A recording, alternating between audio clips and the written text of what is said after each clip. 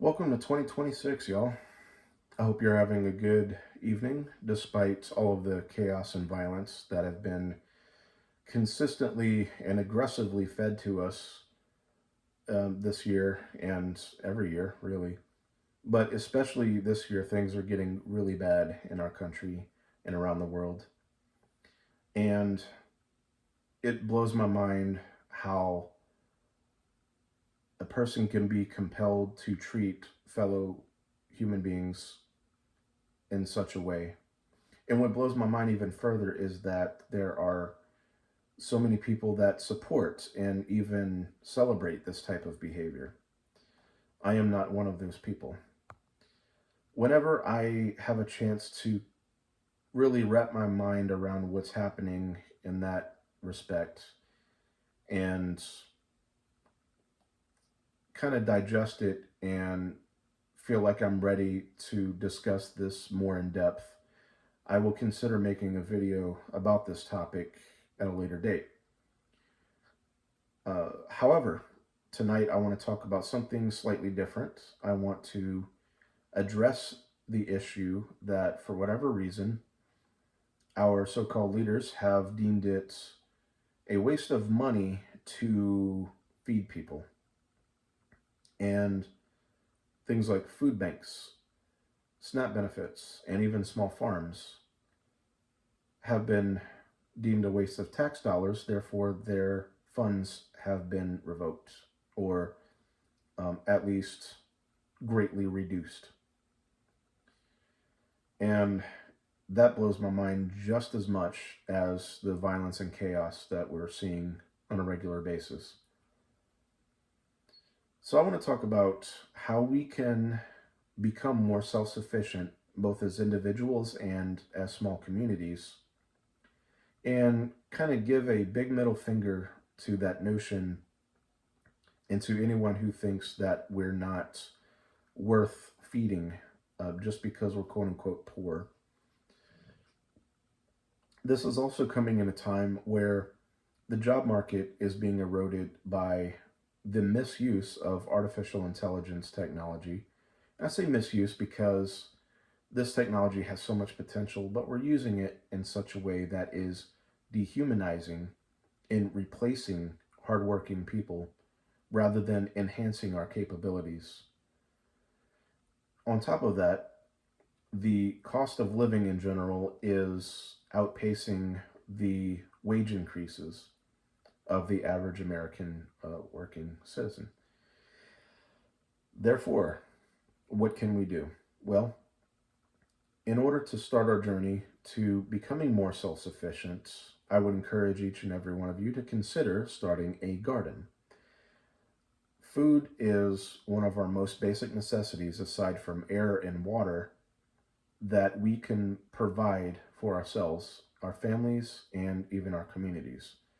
This has several different implications, not just providing sustenance, but also to help mend us back as a society and recover from this slop we've been wading through as we scroll through most social media on a daily basis and become addicted and inundated with the negativity that has been fed to us, and our brains are rotting from this negativity, and we're taught and we're told to hate each other and hate life, and that everything is just irreparable.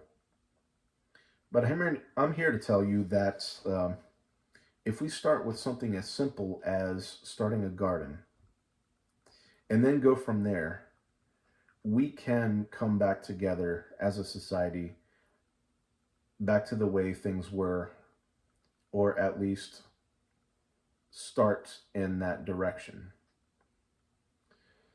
So it's only January, and you might be thinking, well, it's kind of early to even be considering starting a garden. Fortunately, where I live, I can pretty much grow most things year round because it's relatively warm all year round and sometimes miserably hot. In other areas, you might live somewhere where it's cold and there's still snow on the ground, and there's, um, things to consider as far as climate and, so on and so forth. But no matter where you live, there are always steps that you can take to start a garden. In the next video, I want to go over exactly how I would suggest to start a garden this year, no matter where you live, no matter what type of fruit, vegetable, herb, or grain you want to grow. But in this video, I want to talk more about the implications of such gardening and what it means for us as individuals and as a society if we start producing our own food. So first off, I want to talk about the fact that nature has provided a way to supply us not just with a steady, a steady supply of food, but an infinite and exponentially increasing supply of food. If done correctly and a little bit of patience is practiced, then there is no reason why anyone should be going hungry if we grow our own food. Take a carrot, for instance. A single carrot plant on its second year can produce, on average, about 1 to 2,000 seeds. Let me put that into perspective. Let's say you go to whatever seed store of your choice, whatever nursery, grocery store, anywhere where you can buy a pack of seeds online. Let's say you spend about $3 or $4 on the high side. That is expensive for a pack of carrot seeds. However, nonetheless, let's just assume that there's 100 seeds in that pack. You go to plant the seeds, and unfortunately, only half of them grow to maturity and are ready to harvest. But let's say, you decide, let's just harvest 25 of them. Let's harvest half of what survived. 25 carrots is a pretty good harvest. You can can them, you can roast and bake and put them in soups and stews, eat them raw, in salads, all kinds of cool stuff you can do. But in the second season, the 25 remaining carrots that are still in the ground will each produce about 1,000 seeds. Let's just assume on the lower side, 1,000 seeds each. Instead of 25 carrots, now you have 25,000 potential carrots. Do you see where I'm going with this? It's just extraordinary how nature is like this, and yet we are struggling and putting ourselves in debt over groceries. So not only would we be able to feed ourselves and our families, but our communities as well. If one person in a neighborhood were to, let's just say, grow tomatoes, their neighbors would grow basil, their neighbors would grow garlic, their neighbors would grow, whatever, beets, um, cabbages, lettuce, whatever. The whole neighborhood can start exchanging these crops that are grown, and they will have quite the surplus if that same principle that I talked about with the carrots was applied to whatever crop that you're growing. You would have so many seeds and so many uh, potential fruits, vegetables, herbs, grains, even to grow, that you would really have no choice but to share. And that will help us to grow closer together as a society and help bring us back together in the way things used to be before we were just constantly doom scrolling on our phones and just ingesting this garbage that we're, told that we should hate each other and all this kind of stuff.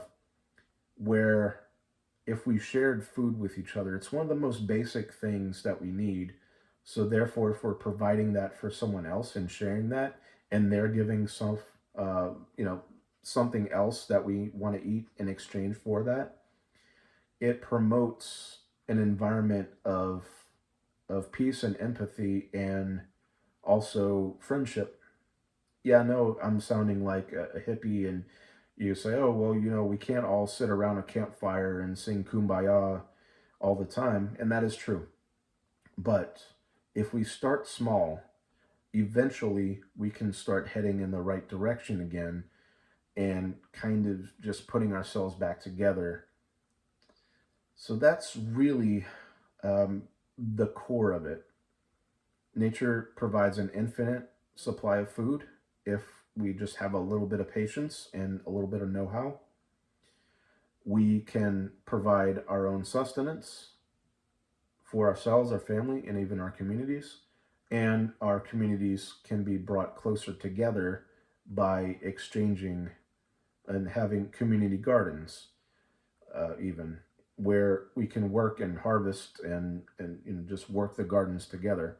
So please talk to whoever, your HOA, your anyone in your community that you might know that likes to garden or whatever.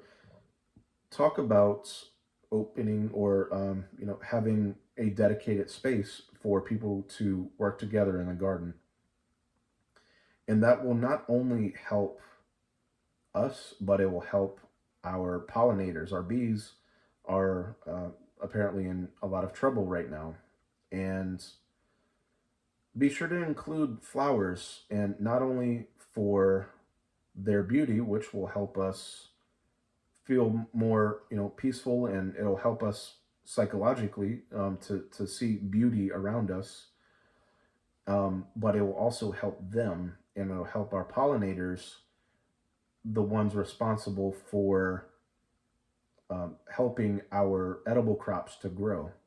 And even some flowers are edible, like nasturtiums. I was surprised to find out zucchini flowers. Just do some research on what types of flowers are edible and consider growing those because they might be beneficial to us and our pollinators. So, like I said, in the next video, I'm going to take you step by step, no matter what climate you live in, no matter what type of vegetable or whatever you want to grow. I'll take you step by step in how to plan and implement a garden and save a ton of money and not have to rely on the chemical doused stuff that we buy in the grocery store. Even if it's used to supplement your own food in your own household, it's still a step in the right direction. Until then, be safe, try to be empathetic, and please consider subscribing if you're not already. This is only my second video on this channel, so I don't expect a huge following at this point in time. But my desire is to have a large following just so that as an online community here on YouTube, we can make a greater impact, not just with gardening and self-sufficiency, but in all aspects of life, and to build empathy, to have constructive conversations and learn from each other, because I do feel that this is what we need at this point in time. It's not just, oh, something that I think would be cool. Of course, it is cool, but it's something that we need to do in order for us to survive. And I mean that in the most, heartfelt way possible. Stay safe out there, and I'll see you next time. Take care.